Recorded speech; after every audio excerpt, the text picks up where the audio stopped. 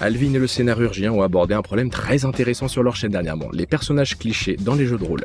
Je vais m'en servir aujourd'hui pour vous partager un truc croustillant sur le sujet, mais d'abord un peu de contexte. Quand on crée son personnage, il suffit de suivre la formule marquée dans le livre. On réfléchit à la race, à la classe, les compétences, puis il reste à bricoler une histoire avec tout ça. Ça a l'énorme avantage de guider les nouveaux et de proposer une méthode claire pour les habitués, mais ça génère parfois un problème. Notre imaginaire s'enferme sur le cadre proposé. Pour le dire autrement, trop s'appuyer sur les règles vous empêche de trouver de nouvelles idées. Ce n'est qu'un avis personnel bien sûr, mais c'est ce que j'ai ressenti dans les problèmes soulevés par Alvin ou dans certains commentaires sur le net. Le livre vous explique que le sort ressemble à une boule d'énergie et pas à une poule. Le barbare est montré comme une brute sur les illustrations, donc on en fait un bourrin parce que ça semble logique. Et même si des outils existent comme changer d'alignement, de sous-classe ou de vœux pour varier le gameplay, vous restez quand même dans le cadre suggéré par les descriptions du livre. Alors on va prendre le problème complètement à l'envers. Vous pouvez parfaitement faire le chemin dans l'autre sens en regardant d'abord les compétences, puis choisir le métier le plus compatible et terminer par son espèce. Mais avant de faire tout ça, vous aurez besoin d'un élément crucial qui va rendre votre création de personnage bien plus rapide, le concept. Le croustillant, c'est maintenant. Il y a des centaines de sources d'inspiration sur internet pour trouver des idées de personnages,